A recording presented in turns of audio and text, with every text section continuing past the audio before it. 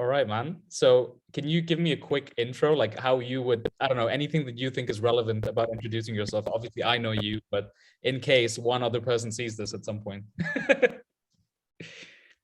All right. Okay. Hi, my name is Shlok. I am a doctor, currently working in the emergency department.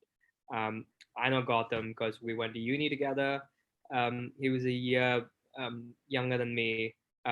Amazing guy, and yeah, I hope there's at least one person out there who's jobless enough to listen to the two of us talk. Yeah, I mean, the thing is, it's so weird because in real life, we see each other and stuff. But I don't think we've ever really had a sit down like conversation or anything till recently when you visited HK. And but so I always, every time I have a conversation with someone that I've always wanted to talk to, I always think, yeah, I mean, why don't we do this more? But it's just so weird. Like, even though you're so accessible here, it just never happens. I guess. I mean, you were in a different year as well. So that's why I thought maybe I could, I don't know, steal some of your time and ask you some things. Oh yeah, I mean it's just a Thanks great for sharing. concept. Man. Yeah, Uh, on all the right. show. I just wanted to ask you because you did all your schooling and stuff in India, right? And then you came to HK. So directly it was India and then HK. Yeah. So how would you say you identify as in like who's your crowd in when you, I mean, you were hanging out with the UK people in HK as well, but also the Indians and what is your crowd? Because I came through Dubai, right? Like India, but then through Dubai. So I've always gone through this existential kind of like conundrum because you don't know where you belong. You're kind of Dubai, but then everyone from Dubai is from India, but then so I wonder like where do you feel is your crowd now that you're in the UK as well? Oh, I definitely identify myself as Indian because I always say this as well. Like even in the UK now, I've been there for almost a year now, and whenever anybody asks me, I'm always like I'm Indian first, and it's always been like that. Because I don't know, it's just been well. For one, you can't change the color of your skin, but more than that, I've just been brought up here in a certain way. And I'm not the most religious person or anything like that. I eat everything. I drink, and I'm really open like that. But when it comes to identifying myself, I definitely wouldn't want to let go of my culture or what I've the values and the principles that I've been brought up with really. So yeah, I would say I'm Indian 100%. Yeah, but also in the UK, there's a lot of Indians, right? But then I mean, it being Indian is one, but they can still be British. So the culture is like very different. But then do you get along with them just as fine? Or I don't know, do you can you be yourself better with people directly from India? Or how do you feel about that? So with me, I've got a mixture of friends. Like even when I was in India, I was actually in a boarding school. Right. So and like in India, we've like diverse cultures, and everyone speaks different languages, so on and so forth. So over here, it was very different going to a boarding school because we didn't really say, "Oh yeah, you're from Delhi or you're from Bombay." We were all there in the same place from different parts of the country. All of us converse in English, no matter what our mother tongues were or what our what religion we belong to. It really didn't matter. So I think partly because of that, I haven't had any issues getting along with people from other cultures or other countries as well. So even when I'm in the UK, I've got friends like a blend of friends from India, from like people from there, and then people who are Indians who've settled there as well. So I don't really see me not getting along with them. I'm usually on the same page. But yeah, obviously there are cultural differences. There the people who are brought up there don't really know what India has come to now. Because they're possibly second generation. The parents moved, say, 30 years ago, Mm. and India has picked up pace in terms of development in not just the economy, but just the geopolitical situation, considering whatever is going on at the moment as well. We've got quite a stronghold. So it is different when you talk to them. They sometimes they're just taken aback. They're like, how is all of this happening? Because they have not really seen it. but yeah, I definitely I don't find it an issue in terms of getting along, or there are no stark like cultural differences. I'm like, no, this is not something I'm used to. So yeah, that's how it And is. how long did you go to boarding school for? Like, I mean, I assume you spent some time with your parents, and then for high school or something, you went boarding school, or? No, so I left home pretty young actually. I was 9 when I left. So Wow. I was in boarding school for 8 years. I was in fifth grade. So yeah, early days. So I was here for 9 years, but those 9 years were enough. Like, I'm really close to my parents. I trust them. I tell them everything, and they get me as well. They know everything about my life. So, and I value their opinion, and whatever inputs they have. So it's always been a very good relationship between us. But yeah, 8 years in boarding school was a long time, and being away from home, obviously, it took initially. I'm a really like I'm someone who gets homesick, or who used to get homesick pretty easily. Mm. So a year and a half, I pretty much spent crying. Uh, but then after that, when I got used to it and made a good bunch of friends, it was amazing. And it was an international school, so we had people coming from you know at least the Southeast Asian countries, if not all the way. But we did have people from the States and a few from the UK and so on. But when you say you spent most of your schooling in boarding school, but you're also very close to your parents, do you think it helps that you were kind of away from them for like long periods of time? Do you think that helps you get closer to them? Because I don't know, I know that when people kind of live in the same house and they grow up in the same, they go to school, come back, there's a lot of tension, especially when you get older. But I don't know, maybe like when you came back for vacation or something, I don't know how often you visited them. It was only fun memories. Do you think that helped you get closer to your parents? Definitely, partly because especially when it comes to the years where you're expected to perform like academically, it becomes an issue. I've seen like some of my friends who stayed at home get into like mad arguments with their parents just because they couldn't be bothered to study, and I'm like, well, I never faced that because I was away. I did well. Okay, let's that was one thing that I did well.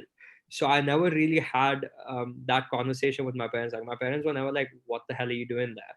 Yeah.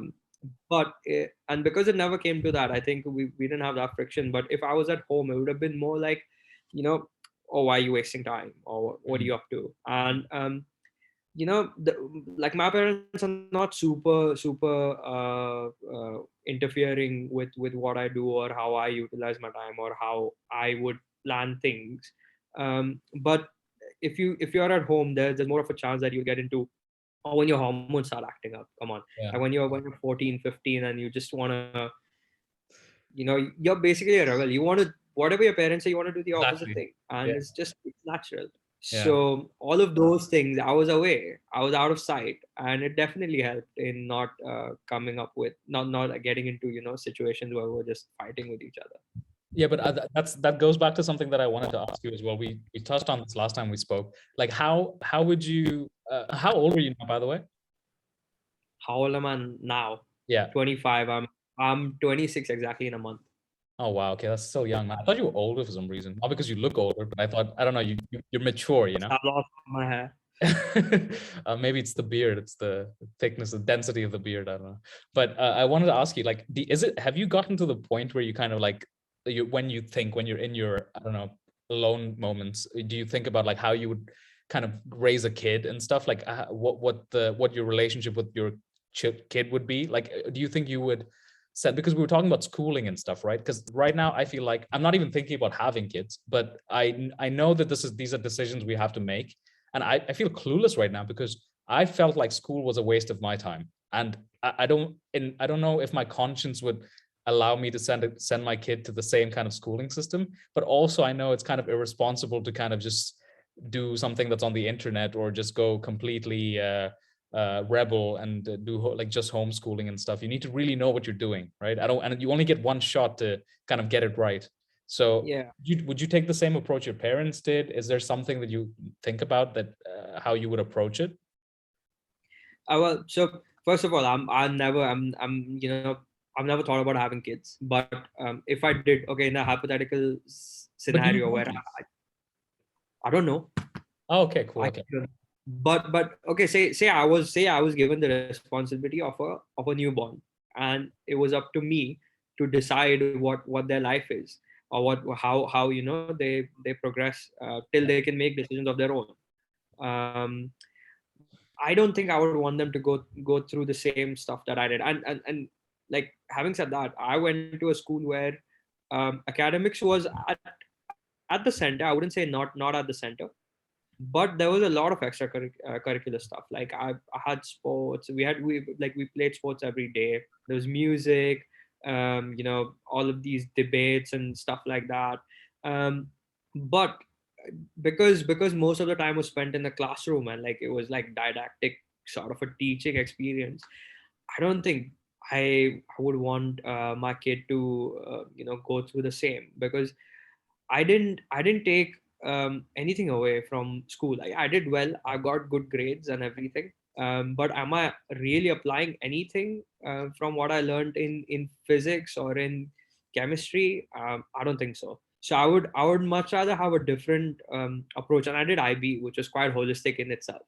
Um, but yeah, so I wouldn't want the same for my kid. Mm. But because that's the norm, and that's how the society believes, that's what the society believes in terms of education and progression and so on. I also feel that if a child was not to go to a school, how would they end up in in terms of social life? Would be pretty dead, number one. Number two, I think a lot of your experiences and interactions guide like your social interactions are very important in who you are, or how you perceive the world, and things like that. Because I know people who are homeschooled, and they were really socially awkward, and I'm still friends with them, but there were things that they couldn't actually express Mm. um, in a way that somebody who's used to having human interaction can. So I feel sitting at home is not the option. Going Mm. to school the conventional way is not what I would want a kid to do. Mm. But then there's nothing really that's existent, which sort of shapes or tailors it to a thing where, okay, you know what, the world's yours, so go do whatever you want. Mm. But yeah, I would definitely be open to coming up with something, or if somebody says, hey, listen, this is my idea, and it really resonates, I don't mind putting my kid there. What do you, but maybe like maybe there's some private institutions that like kind of cater to like really expensive type ones, that cater to like a more holistic type of teaching with like a smaller classroom or whatever. Maybe there is, who knows? That's what you would do, maybe. Yeah, yeah, yeah, possibly. But I mean, I also do believe that initially you need some amount of I mean, you can't not teach a kid the alphabet and just be like, listen, man, start reading. So I think you need to teach them the basics, like, yeah, what how to read or how to write, and um, because these are like, going into the medical aspect and physiology and embryology and development and so on. Your brain is pretty plastic, right, when you're born, so it's Yeah. still getting remodeled and stuff like that. So if you're actually not getting these interactions, it is likely that you're anyway, like, giving, I mean, breeding a dumbass, really. So you need to teach them the basics. You need to teach them the basics, and then, say, once they are mature enough, or say when they've got the mental maturity, I think it's the by the age of 7 that your brain stops remodeling or something. So after that age, they're not really going to gain much from these forced interactions that you are saying, listen, you have to read, or you have to do this, or you have to do that. After that, I think they should be given the choice to see and explore what they really feel inclined towards. Yeah, I think what's really What do you important, like what I feel like is, wait, what, before we go ahead, am I breaking up for you, like the connection, or is it okay? No, it's been okay. Am I breaking up? Yeah, you're breaking up a little bit. I don't know if it's the because you lag for a bit and then it catches up. Or is it? Um, it's not too bad. It's just sometimes it happens. So I don't know if there's something you can change, but if not, I think it should be okay as well. Give it some time. Let's see if it settles down. If it doesn't, then I'll change to another Wi-Fi. Okay. Okay. Okay. But I think what's really important is curiosity-based learning. As in, I want to give people, I want to give kids the answers to the questions that they have. You know what I mean? And not just say, learn this, learn this, learn this. And then what I find myself, I mean, or what I had the biggest problem with in school was the fact that I was given so much information, but I wasn't told where to put that information. Like I wasn't told, there wasn't a shelf for this information. So I just like had it and I just lost it. But if I don't know, if I had a question, which is kind of the shelf where you store the information, then I would be able to retain it a bit more. Because so I don't know, maybe give kids the opportunity to produce the question. And then, for example, if someone asks you, okay, how are you born? What, I don't know what, something about biology. Like if they ask a question, then cater the teaching to explain that in a simplistic kind of way to their level, you know. But again, this is, I guess it's very individual, and you can't just wait around for kids to produce their own questions. So maybe a private tutor, but with some kind of intermittent social exposure, something like that. Maybe. Yeah.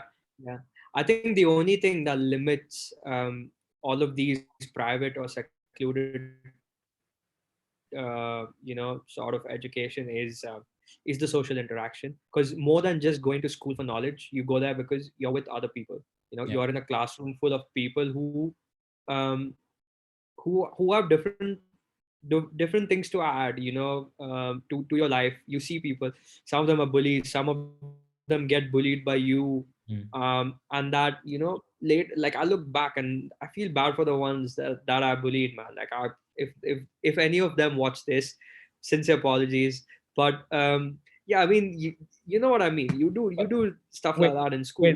but tell me about how it was, because I think we I mean, like I grew up in Dubai, but I went to an Indian school, right? I didn't go to IB or anything. I went to a CBSE school. So it was very Indian, but all the kids were like Dubai Indian. So it was different, but not that different. And we had like a very typical culture, like school culture, but I'm curious as to how it was in your school. Like how did the whole what was the social hierarchy in your school? How did that play out? Well, I mean, it's pretty much the same, right? I think initially, like girls hit like their growth spurt before guys. So initially, they're all tall, and like you feel like you're tiny. So that way, that time the dynamic is sort of in a co-ed school. It's like the girls tend to dominate when the guys are just like feeling really intimidated, and then you hit your growth spurt, and then you just go like you skyrocket, and then some of them hit the growth. So this is on a very petty level, but this is going back to when you're kids. Hmm. So I think height is something that really dominates, or that dictates what the interaction is going to be. Someone is 6 feet tall, obviously is going to crush like a 4 feet guy and just be like, dude, what are you doing? Yeah. So I think height definitely initially, that's how you tend to, the physical aspects of your or the physical build is what initially takes on the decides where you stand in a particular group. But then moving on, obviously intellect, or say you're a great sportsman, and then like you're fast in when it comes to athletics, or you're a great like football player, then that starts taking over, or then your intellect or how you interact. But I feel the last priority, I mean, people start realizing how the importance of intelligence, and about knowing things, and just all of the complex stuff is the last one to come in the attraction and the social dynamic. Hmm. And that's but moving on, like after the age of 18, I think that really takes over. And when it comes to real life or society, um, that's when people start like appreciating, and start forming groups where that's what dictates the social dynamic, really, is what But I believe. you know what I find that especially in older classes, like especially in high school, towards the last 2 years or so, or last 4 years or so, the dynamics that happen is sort of the same dynamics that carry over into adult professional, like for example, the bullying and the hierarchy and stuff, right? So it's the same sort of mentality and the dynamics. If it exists, it's more polished, and people don't really try not to really do it. It's like kind of shunned upon. But then when it does happen, also like on social media and everything, but it's the same primal kind of behavior that you see in these 4 years of school, the last 4 years of school.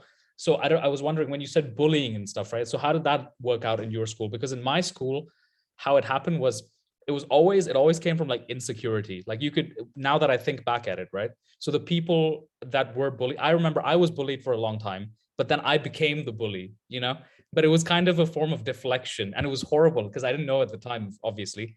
But then it was kind of a form of deflection. Anytime my insecurities were attacked, I would immediately kind of deflect it onto someone else, just so that I'm not the target of so it's always kind of deflected. So I feel like the bully is always deflecting being bullied. It never originates from them. Yeah. So, I know what you mean.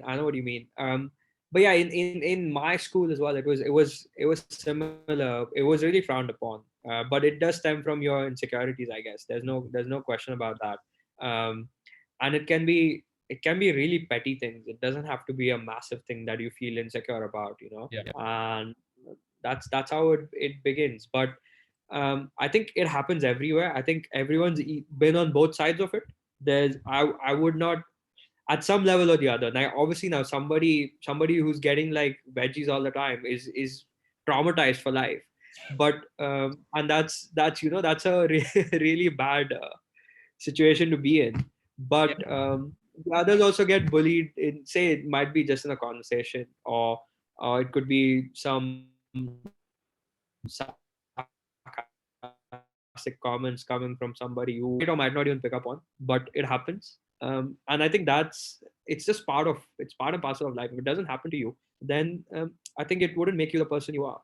So I think those experiences are necessary, but they shouldn't be taken like to extremes, because I mean, cyberbullying is not cool. Like, and Yeah. it's getting to, like, when I read some things in the news, it really scares me. Like, to what extent it can go, Yeah. which is sad. I mean, something benign in school where you just like sort of like flick somebody's hair or something like that. It's fine. It's not that deep. But yeah, it's not cool when it goes Dude, but to kids people can get killing themselves. Yeah, but kids can get nasty. Like even in real life, in real interactions, kids can get. I don't know what that's about. I will always wonder: is it some kind of innate human quality where you're always digging for the limit? You're always digging for the worst thing you can do. Because if you don't get reprimanded before, you just keep digging till you get reprimanded. You're always looking for the bottom of the barrel. You know what I mean? So I've Yeah. seen kids who get away with things, who will just keep doing worse things till they finally reach a point where they're like, okay, this is really bad. Then they'll back off. But then till they reach that, they just keep doing the nastiest things. And I'm like, how is this possible? Like, who's teaching them this? Obviously, it's not learned. It must be innate, right? I don't know. Yeah. I mean, it's partly okay. To be fair, it's survival of the fittest, right? I think it's instinctive. Hmm. And like you said, when your insecurities start taking over, I think even our ancestors, or even like the cavemen, would have just found a way to curb the other person, and that sort of like translates into what happens. And yeah, I don't know where they learn things from. Obviously, in today's day and age, like social media, movies, like some of the movies are, I don't know, they're not even if they're like rated in a way that kids shouldn't be exposed to it. I don't think 18-year-olds are sane enough to be watching. At 18, I wasn't sane enough. I decided to become a doctor at 18, and I Yeah. don't know, like looking back, if you said, "Listen, you are 18 again," I probably would not become a doctor. Hmm. But so what makes that particular age, because everyone's mental maturity is different. So at the age of 18, who decides, or what decides that, okay, you're safe enough to watch something so vulgar or so gruesome that you will not do the same to somebody else? And there's no Yeah. guarantee. You could Yeah, still but end also up this, like picking things up. yeah, but also this transition between 17 to 18, like suddenly you become a different person who's qualified to watch, or it doesn't really make sense. I mean, who can decide these things, right? So it really doesn't make sense. But yeah, I mean, I was just reading, I was reading this article, right? Especially in India and like stuff. I was reading this article. Apparently, like we were talking about this. We were talking about how people have lost any sort of framework of morality, because before they used to be religious or spiritual or something, and they were like all these rules that you can't do this, you can't do that. I mean, one can argue that that's also too restrictive and it doesn't make sense or whatever. But now, like, less and less people are spiritual, religious. There's no moral framework. No one has told you this is right, this is wrong, right? You kind of had to figure it out. So I feel like, dude, I saw an article about like I forget where it was, maybe in Bengal or something. A bunch of people just went out and they gang raped a monitor lizard. What? Like No way. they snuck into a national park and they molested all these animals, like hedgehogs, lizards, and I'm like, wait, what? Wait, what? How's this? What is it? Like, I didn't know that this was something that people could do. It's like they're pushing the envelope of what's wrong. Yeah, They're yeah. getting creative. It's not stimulating them enough. These the bad things that used to be bad are not stimulating enough, so they go further and further. So I'm just thinking that when society descends into a state where this post-modernist kind of state where there's no real right or wrong, there's no good and evil, so you kind of have to have an innate framework of what's right and wrong, right? So where does that come from? As a human, does that not exist? Do you just keep descending into chaos till you just hit rock bottom, or what do you think?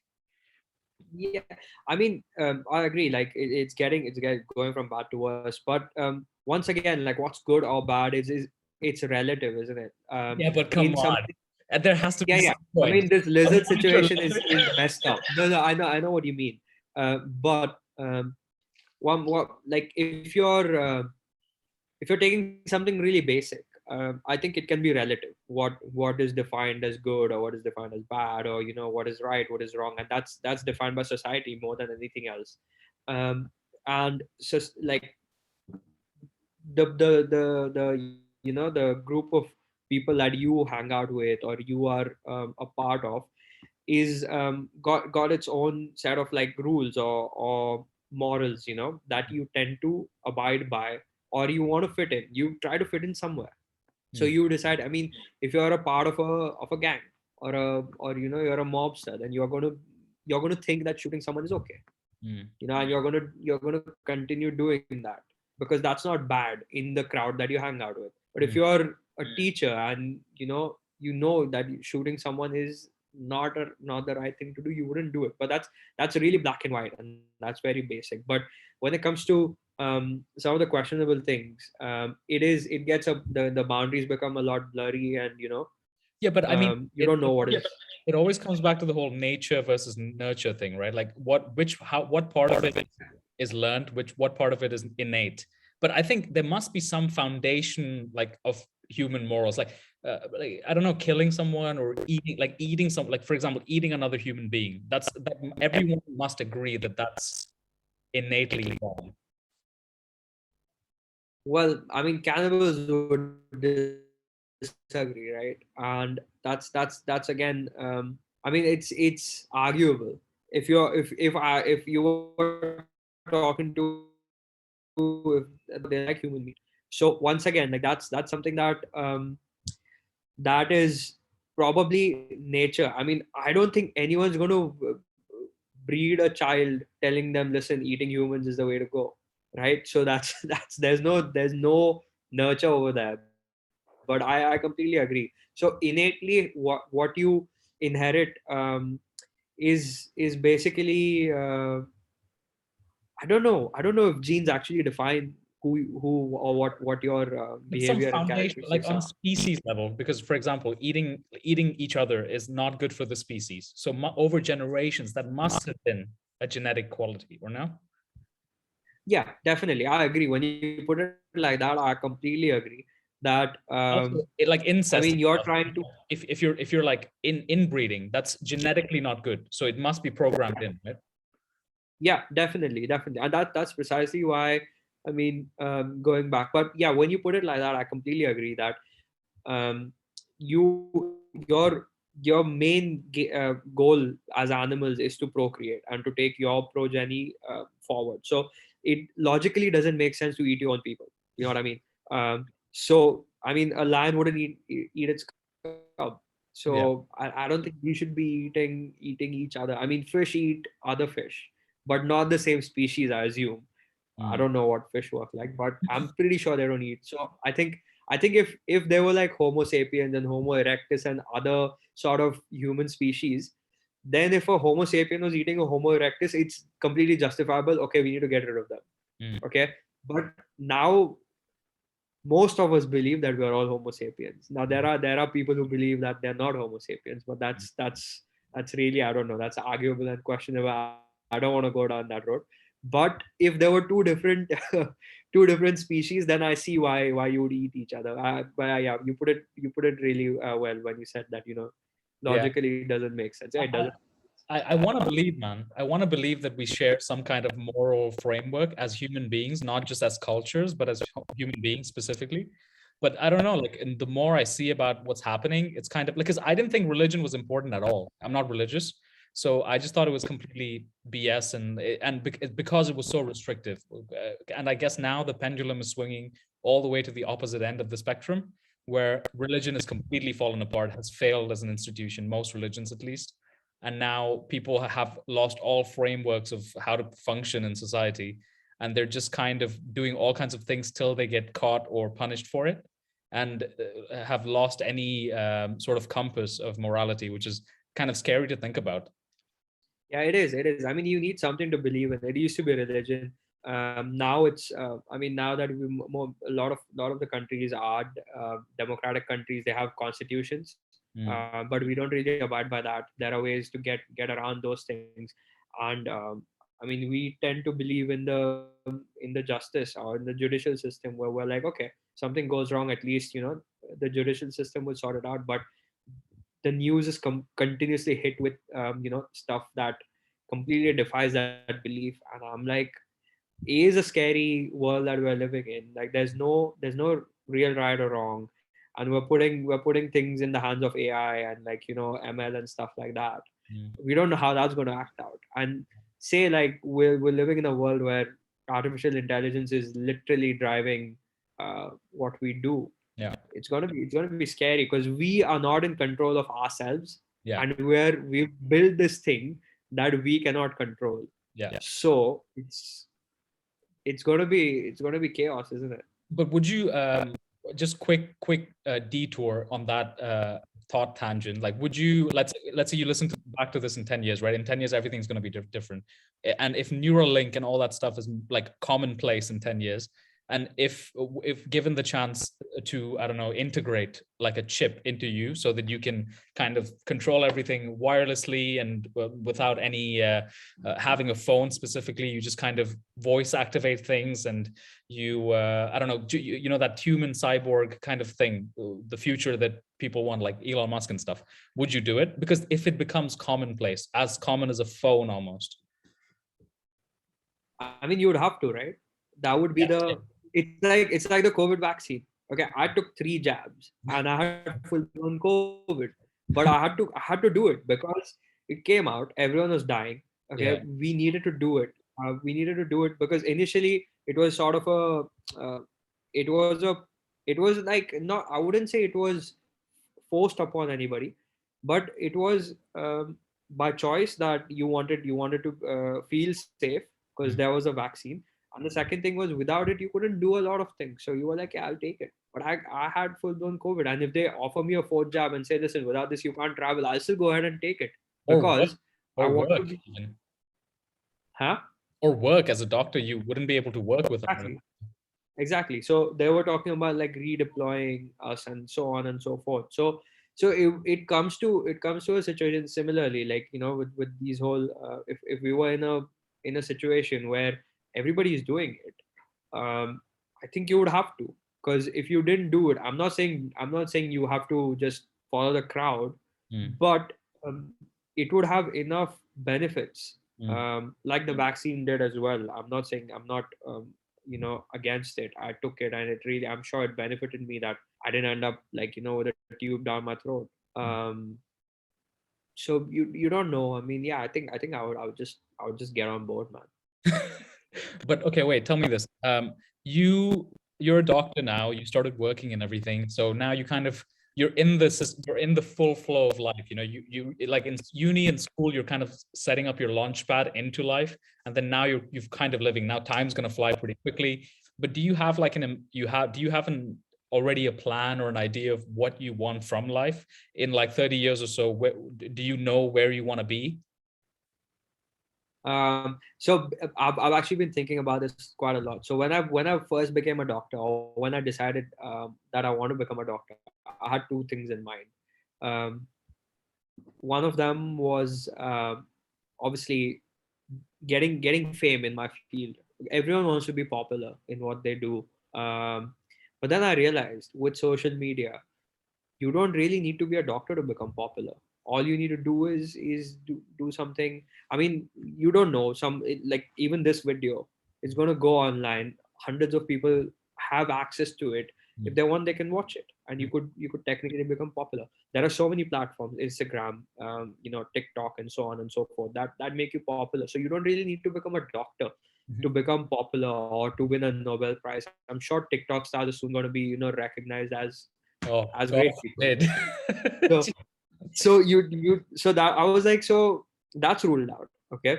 And the second thing was making money. And once again, making money as well. I'm like, I can make money from other Exactly. sources and make way more money. Like we're actually getting Underpaid, paid. underpaid. Yeah. So now that I reevaluate a year down the line when I've been working as a doctor, I think to myself, I just want to have a good time. Okay. Yeah, I exactly. love traveling. I want to travel. I want to explore as much as I can, eat different. I love exploring food and just going out and having good time. So I want to do that. Yeah, basically I want to die rich in terms of experience and knowledge, as opposed to name, fame, money. Yeah, that's fine. And if it comes along with it, amazing. If it doesn't, I'm not too fussed anymore. I just Mhm. want to be rich when it comes to the other things, man. I just want to experience. Yeah.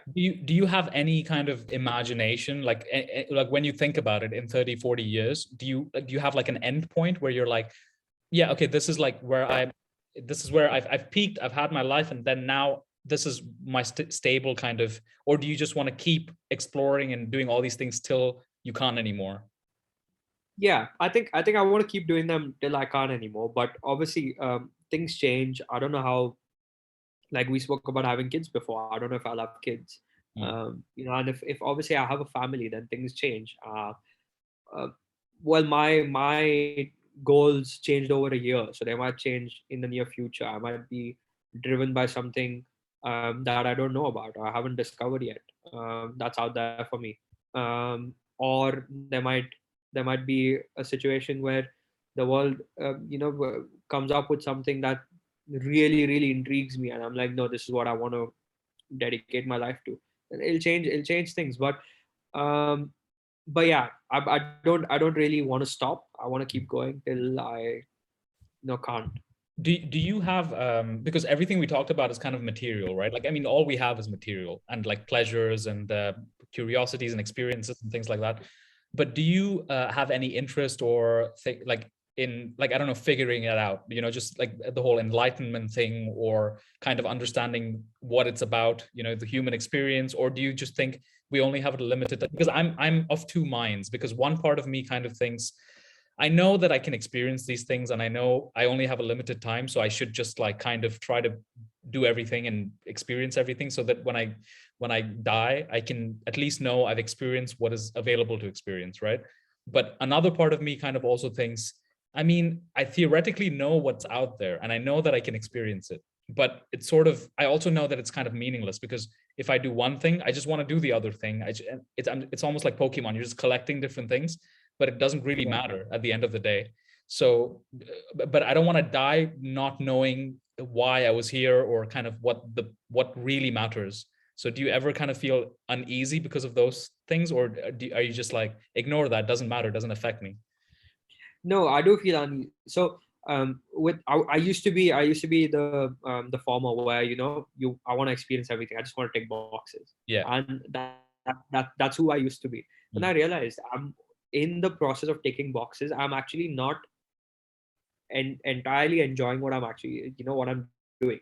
mm, So I stopped doing that. I'm like, if I can't, okay, like I like traveling, so I don't have to see every country.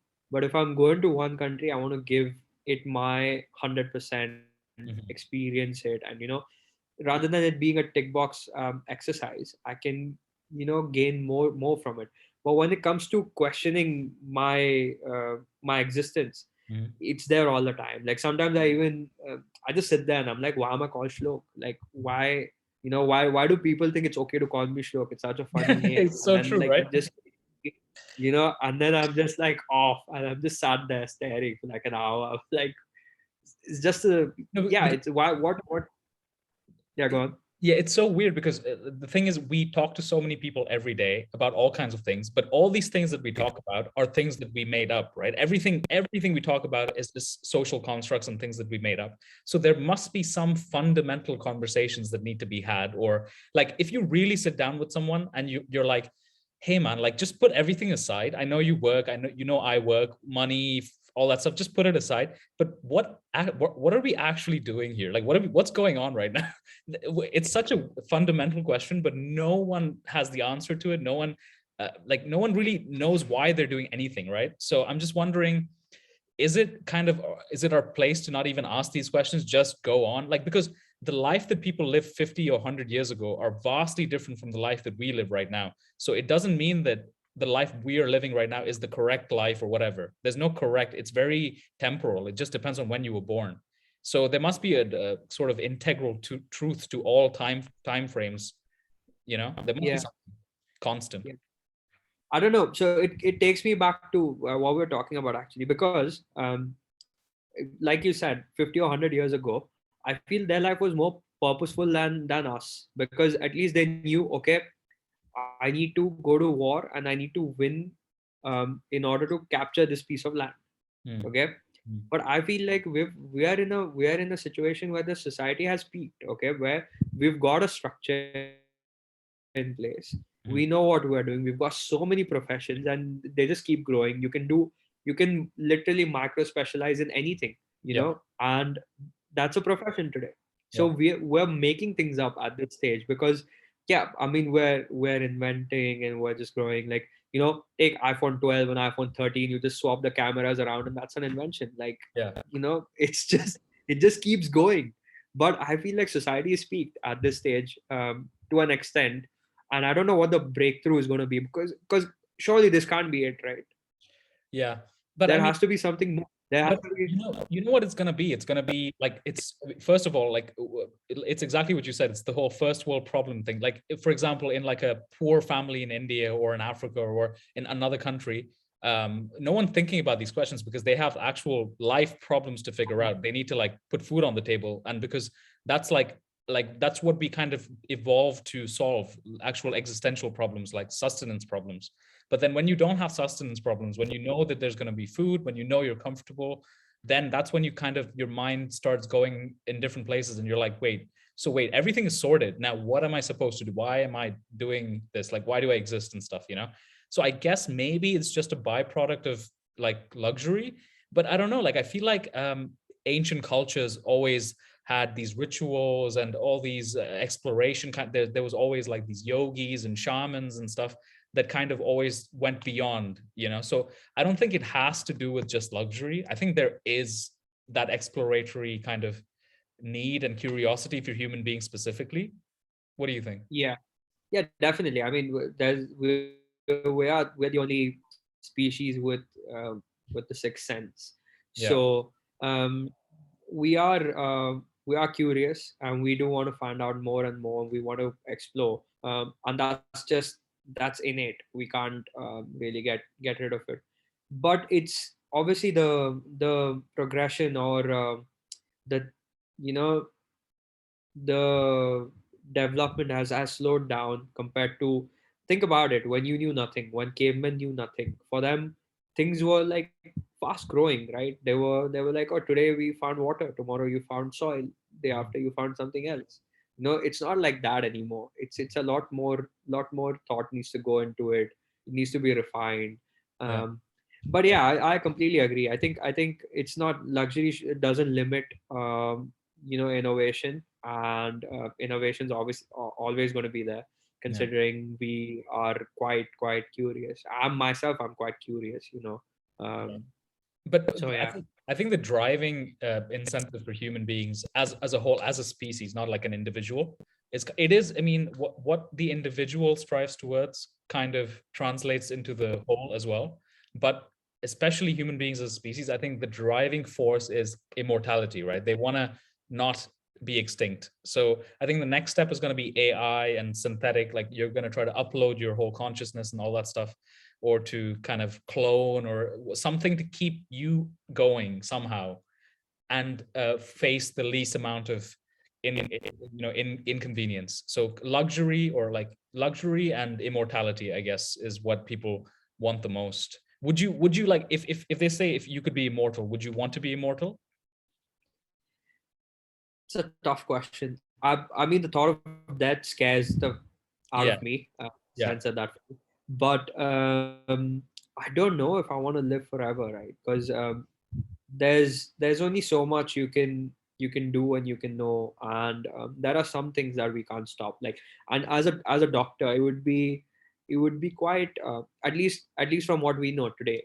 I think it would be naive of me to say being immortal is possible, Mm, because I you can go down to the cellular, to the genetic level, talk about telomeres and all of that, and say that it's not possible. mm, You are going to die, your mm, bones are going to age, your body's going to age, your heart's going to fatigue, so on and so forth. So physiologically your mm, body is going to get old, mm, and that's just how it works. um, so I know it's not possible, but if you said, okay, say it was possible, mm. I don't know, I might take it. I might actually want to live forever. But I mean, if we had to make it kind of realistic, then it would be something like, oh, some next level brain transplant or something. You kind of fully upload your conscience into a fresh new body, and you're young again.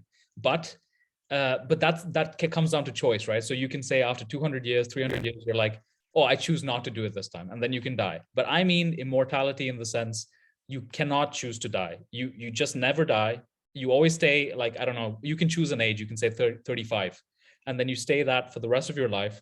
That means you fall in love a countless number of times, you have a countless number of careers, you make infinite amount of money, you just never die, you just keep experiencing life. Does anything, I mean, because all the material things just kind of become meaningless now, right? Because if you have an endless amount of time, it's completely pointless. Yeah, yeah. No, definitely. I think you should. I think this is something where we're really bad at, which is moving on, accepting things, and just living in the moment. We always find things to complain about. Yeah. At least in first world countries, I always tell people, I'm from India. I've seen I see the and like I'm comfortable myself, but I see what the other side of things is. And like you touched earlier, their problems are putting food on the on the plate and feeding their family. I think with us, we have a lot of problems, like that we make for ourselves. Yeah. So I think it's, rather than cribbing and just finding out problems, I think we should really just live in the moment, move on, experience what you can, and then just die, I guess. Yeah, So man. yeah, that contradicted myself. Yeah, I'd like to die now. As in when I just want to when die right now. Just end this conversation. Just kill me. yeah. Yeah, but yeah, I don't want to take up your whole night, obviously, but I just wanted to ask you something about, like, because we were talking about crypto and stuff last time, right? And then Yeah, things have changed. I don't know if you've noticed, but things have been things have changed. Yeah, in a, in completely. in a different. I'm fully out of the market for now. I don't know about you. I haven't put in anything since we last spoke. Actually, I haven't put anything in for a year now. Yeah. Um, but I met a friend of mine not long ago who's quite into it. I also happened to talk to somebody today who's Mm, really into the whole blockchain stuff. You know, um, So the people who are actually working in that industry, or who are very close to working with blockchains and so on, Mm, they believe in it so much. They mm, believe in it so much that because because of their faith in the blockchain and crypto as a whole, it doesn't stop. I mean, it stops me from stopping in, believing in it, basically. So I think I'm still going. I'm going to hold on. mm, I'm going to do more reading to find out what the future holds. mm. But I think there's definitely a future, man. Yeah, but I'm still exactly the same. I'm still bullish on blockchain, but I just feel like the market, right? It's kind of folding over right now. It's what yeah, I mean, I'll upload this today, so the time will be stamped. So 22nd of April 2022, and the market is toppling over, and I feel like but the stock markets as well, all like equities and everything are kind of folding over, and because they had this massive bull run recently, right? And then now they're showing weakness. So I think it's fully possible that we like have a bear market before we go up again. Oh yeah, definitely. I mean, and that's, I think that's partially because of the pandemic, and what that's done. But you know what, the Indian market, I've been following it, not the crypto, but just Stock. a stock exchange. It's been there's been a clear resistance, and it is downtrending. So it goes up, but it's been hitting, and it's going to keep going down. um Yeah. I don't know how, like, I'm not I don't know how long it'll take for it to hit the lowest, but Yeah. it's definitely going to go down. And everything that was happening was, it was an illusion. Like, um, when it came to the market, and it was just this, the whole situation that we found ourselves in 2 years ago. Nobody thought about it. Nobody thought that something like this could happen to Yeah. us. So it's weird how we reacted, what we did, and now we're just sort of coming to our senses that, oh, okay, things are getting back to what they used to be. But wait, tell me this then, because the reason I got into crypto, I mean, obviously I was interested in blockchain and stuff, but the reason I got into crypto and just investing in general is because I saw it as kind of an opportunity to like get that financial freedom that everyone wants, right? Just I thought I put in some money. After a few years, I make a lot more of the money. Then I kind of also learn how the market works, and then I can sort of sustain myself independent from work, and I can choose if I want to work or not. The same thing you were talking about, the whole doctor thing, or like a career in general, like what if you feel like, oh, I don't feel like working for 2 years. You can't do that, and you can't really do that unless you're financially free. So I thought crypto, that's what crypto was going to be for our generation. But then I think when we entered, it was kind of like the bull cycle where people are so excited about it and everyone's in the market, and that's when people get wrecked the most. It's retail market just getting greedy, and the actual whales selling on you so that they can make profits. But when you really have to invest is in the bear market, when it's garbage and everyone's sad, and oh, everyone's in like 60-70% losses and just in pain. That's when you're supposed to get in. But do you still think that crypto or like investing in general, or did you have that idea in the first place, the whole financial freedom thing? Because I was very naive when I got in, and I thought this is it. This is a huge opportunity. Yeah, I mean, see, I would be lying. I'm passionate about medicine and everything, okay, but I'd be lying if I said that if you gave me buttload of cash and said Yeah, you don't need to work, yeah, I won't work, because exactly. who wants to, right? You want to stay at home. I don't want to do night shifts. I don't want to start at 8 p.m., finish at 8 a.m., and then sleep through the day, not see the sunlight. Yeah. Nobody wants to do that. No one wants to lead that life. So financial freedom was something that I was looking for, and I actually started looking at it 2 years before I graduated, because I'm like, I'm not making money right now. I don't have the money, but I have the time. When Exactly. I start making the money, I'll have the money, but I won't have the time, which is what's happened now, because I Yeah. genuinely don't find the time to put the money in. But yeah, that was my belief of getting into crypto or the market, that by the age of I don't want to set a date, but I'm like, by the time I become um, say mid 30s, or when I'm about hitting 40, I wanted to be in a position where I could do that. I don't want to work for 2 years. I just want to have a good time. And I have enough financial security to do that, because taking into consideration inflation in India is 14% right now. Bro, what Okay, the? Wait, no, which wait. is Official figures, or like no? approximately like There's no way. what people are saying. Yeah, I think actual inflation is like 14, 16% everywhere, but I think Yeah, official figures like obviously they're not going 7%. to publish that on the they're not going to say that on news or yeah, it's that bad, right? Yeah. Hello? Yeah, I think you cut off. Yeah, but it is quite bad considering, and we need to factor in all of these things because yeah, okay, you're putting in the money, you're getting good returns, but you need to calculate inflation, you need to factor in. Generally, they say inflation is what 2.5%, 3%, No. Now, approximately. okay, those days are gone. I think now it's they can't even they can't even lie to that extent anymore. They have to say 6, 7%, but in reality, it's 14%, 16%. Exactly. So if inflation is going to be at that rate, then coming closer to the dream of being financially independent by a particular age is very difficult because then you know about the whole fire theory and how you need to go into hyper save and put like 60% of your salary into savings and stuff like that, and you pay taxes. So it's really difficult, but yeah, I definitely believe in becoming independent, and I hope that I can. But I think for us, like our generation at least, if you kind of like because that's why I'm fully risk on. I did the same thing. Like I think a year before I graduated, I started kind of looking into crypto and like investing and all these things. But because of this whole this kind of, I was so afraid because no one really tells you how it works. They tell you you can make money and stuff, but then when you realize that every year the money that you make loses 15% in value, that's scary because then you're holding on to money that's just bleeding value, right?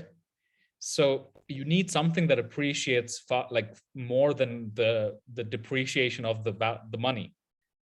So I was thinking like, and especially when we're young and when we have the ability to kind of build fortune in the future, like with work, I think we're very risk on right now because for me, I don't mind putting it into a risk on asset, but if the reward is much higher, it's like multiples of what you put in, and it's not a steady 5%, 6%. That's not what I'm looking for. Yeah, yeah, definitely. I mean, if you're making 5-6%, then you're in loss because Yeah, if exactly. inflation is 14%, you're 8% negative, right? And if you're making, like, say you're putting it in the market and getting 15-16%, then you're just even like basically it's no profit, no loss. Yeah. So we need a commodity, or we not a commodity. I mean, I'm not using technical terms, but we need something that basically appreciates like doubles or things like that. And that's what people thought crypto was going to be, or that's what it looked like. Yeah. That's why people jumped into it. And well, some of them made fortunes. Not gonna lie, but then there were people like us who got in thinking, "Oh my God, I'm gonna be a millionaire," and ended up, with nothing.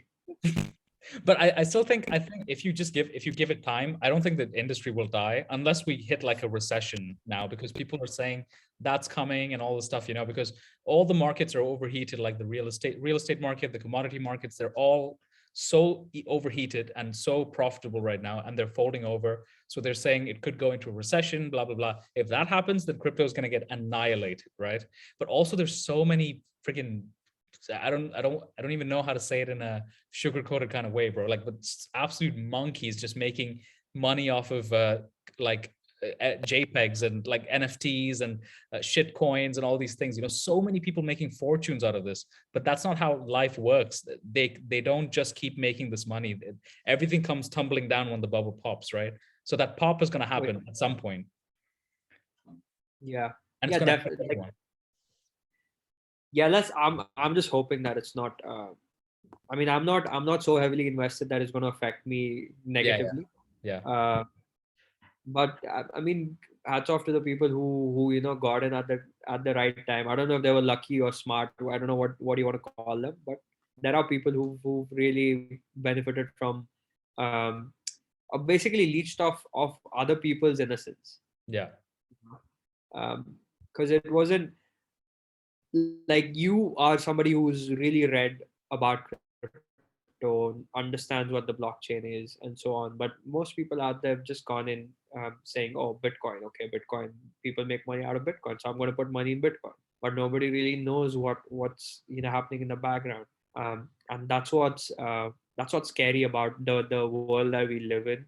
We have like half knowledge or basically no knowledge about a lot of things, but we Yeah. just jump into it because we just want to get on the bandwagon. And I said earlier as well that if it came to a world where everyone's getting implanted with things, I'll probably say yes to it.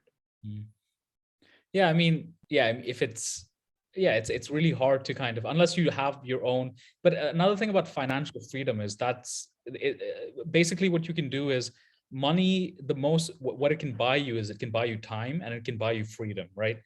You can I don't know, completely relocate to a country where the rules kind of are suit your way of life. You can choose not to work and buy yourself all that time to do something else.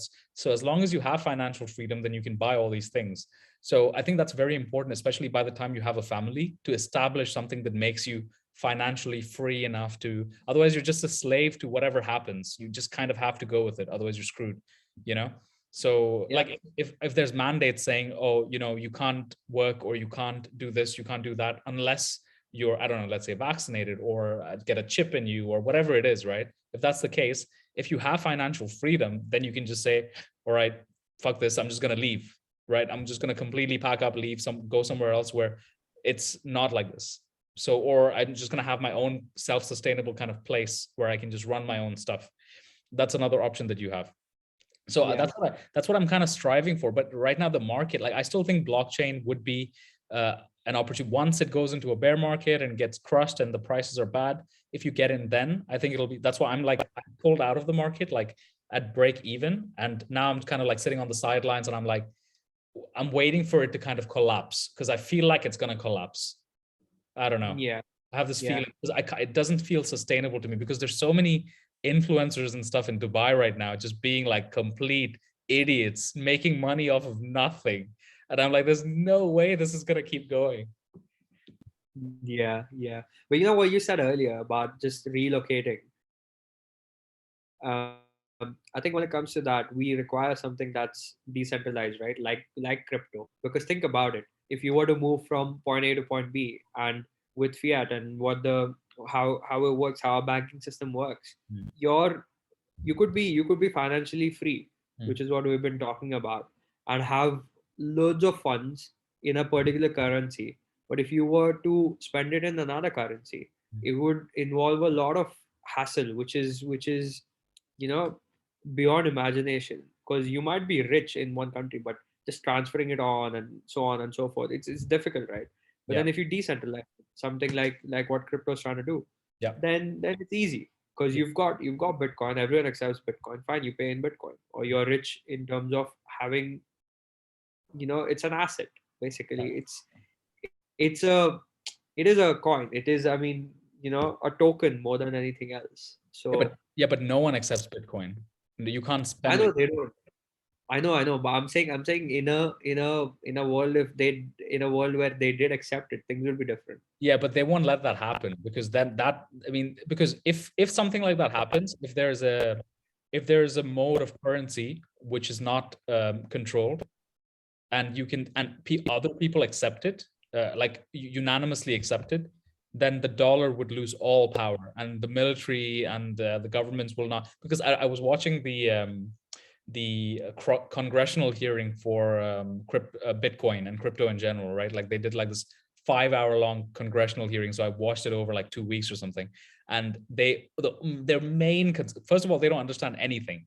And their main concern is how will crypto devalue the US dollar? That's all they care about, like stable coins. And they're so paranoid and they're so worried about this that the second they feel like that's happening, they're going to come down with all their wrath and, yeah. But anyway, I've become sort of kind of not so bullish on Bitcoin. I mean, crypto in general, I am, but Bitcoin in itself, I'm not too optimistic on. I don't know if it's gonna serve the promise that it's been making. But blockchain in general, I've heard really impressive things, and I hear that it's gonna be, and from what I understand, it could be, because there's a lot of things like a decentralized sort of organization can take over. There's a lot of money to be made there, so I think that's pretty good. But other than that, yeah, but you're gonna have to rely on the banking system. You just have to kind of get better, more efficient off ramps so that you don't lose money, like transferring. You need to find better ways to transfer money. But besides that, you kind of have to, you're forced to have your money in the liquid part of your assets in fiat to some extent. Of course, you can have it in some commodities and then transfer it back and forth, but the liquidity is going to come from fiat, unfortunately. Yeah, yeah. But yeah, I mean, a currency like the dollar is literally what defines how everybody else performs. No matter what, no matter how much we try to deny it, or and that's partly why, how, like, I don't want to get into the whole politics and stuff like that, but at the moment, it's actually hindering a lot of trade, because it's not just bilateral, you know for currencies that are unstable, like the rupee, the Indian rupee is not an extremely stable currency. So we can't really have a bilateral trade with a particular country, because for that to happen, we need to have an account there. They need to have an account here, and we need to deposit X amount of money, and that money is usually defined in terms of US dollars. Yeah. Because that's the most stable currency that Yeah. we have. You know what I mean? So if crypto is going to come in and shake the stability of the dollar, obviously it's going to be a worrying situation, and I see why there'll be a congressional hearing for like 5 hours just to say, listen, if this is going to mess up the US dollar, then it's a no. Yeah, but I mean, all of crypto, right? All of crypto is basically, it's a speculative market. It's not really doing anything right now. Like, I mean, there's some projects that are like, for example, Ripple, like XRP and stuff. They're settling transactions between some banks and all the stuff. There's some utility, but the price, the market cap, does not reflect the actual utility, right? I mean, that's true for most equities, like Netflix. The value of Netflix isn't really based on how much value it actually has, or Tesla. It's not really, it's kind of speculative value. But in crypto, it's 100% speculative. There's no real use. For example, Cardano or something, right? If Cardano stopped existing tomorrow, everything would be the same. No one would, kind of like, maybe the people working in Cardano might lose a job, but then beyond that, the industries, nothing changes. So every dollar that's put into Cardano right now in the market is a speculative bet. So there's nothing stopping any of it from going to zero if there's a huge, like a recession or a big event that causes people to kind of pull out their money. Crypto would be one of the, because at least these stocks can pay you like dividends or some kind of payout, and they make income every month, these stock projects. So that they're not going to go to zero. For example, Bitcoin, there's really no use for it. The only reason you have it is to trade it and make more money. So that's kind of like, and you kind of only learn these things once you spend time in the market. Like, I've gone through all the phases of crypto, the completely blind following, the understanding, and now the kind of more realistic approach of it. But yeah, so that when you understand that, you understand how much manipulation goes on the charts, like the price dropping and the spiking and stuff. It's total manipulation. It's not really because the value of the asset changes overnight or in like on the 4-hour chart, So it's like, you need to really know how these things work, because these charts kind of dictate. So lots of people are making money off of you. It's just buyers and sellers, right? Yeah. But you know what? That makes me, sometimes I worry that it's just a massive conspiracy, and whatever because we are converting fiat into a crypto, right? Yeah. What if one fine day, the tokens just cease to exist? Yeah. All the fiat that's gone into these tokens is burnt. That fiat is burned because we've converted our fiat into another sort of a currency. Yeah. Which is scary, because I've put in money. I was like, okay, I mean, it's practically gone. Do you know what I mean? Like, there's no way I can access it. Yeah, it's fully speculation. It's a speculative bet. You're saying I believe what these people are saying in that it's going to one day become useful. Yeah. So you're saying, okay, so Cardano wants to become a layer one blockchain platform where other decentralized applications are built. There's like, for example, there's a decentralized application that wants to solve this problem, but it's not saying that the problem is being solved. The problem doesn't even exist yet.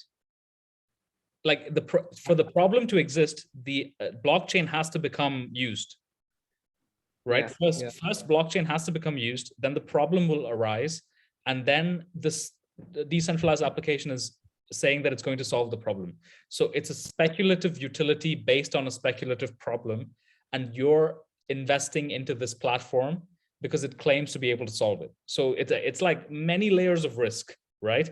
But the thing about crypto is it goes with Bitcoin. So if Bitcoin appreciates in value and it's a bull market, a lot of people are going to buy in, and then mostly everything will go up. As long as you get a good entry, you're probably going to make money. That's kind of, so as long as the markets are healthy, it's not a recession or something like that, people are going to make money.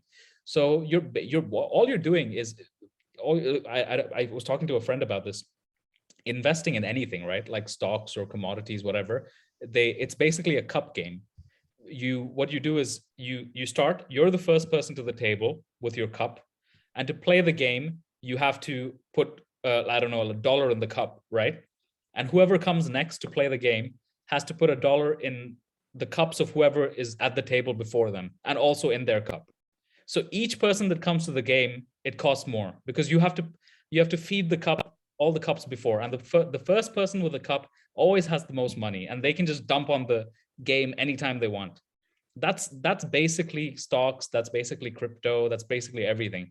If you get in early, you dump on someone else who's willing to buy at a higher price. That's how it works, right? There's nothing crazy going on behind doors. It's just basic early investor makes money, and you just hope you get out before you're the last person out, Yeah, that is true. Yeah. Oh, well, we'll see, fingers crossed. Yeah, man. But I want to listen back to this in like some time and see where, I don't know, maybe crypto is huge in 5 years, and then we're like, shit, like we were talking about this kind of stuff now, Yeah. Honestly, Well, I mean, 5 years is a short period of time. It seems long, but 5 years is not long. Trust me. But I mean, from the first time we had the conversation of recording this to actually doing it today, it's been about 5 months. And no, shut up! It hasn't been 5 months. It has, honestly, because I saw you okay. It's been 3.5, 4 months. Okay. I saw you in December, and now it's and almost we are towards the end of April, basically. Yeah, that's true. Yeah, I mean, time flies. Yeah, I mean, 2 years ago, like Bitcoin was like in 1,000 something, $2,000. Everything can change, everything can change. True. Right, man. We'll see. We'll find out. Yeah, but I thought that was a good conversation. I really enjoyed that. I don't know about you. Yeah, me too. Definitely. It was not what I expected. What did you expect? But you did mention that it was going to be completely random. Nothing. Yeah. And I think I mean, it's just our take on things, which is good. What did you expect? I don't know. I thought you were going to put me on the spot and say, "Oh, let's talk about Russia and Ukraine." I was going to be like, "Nah, let's not talk about that." Do you know what I mean?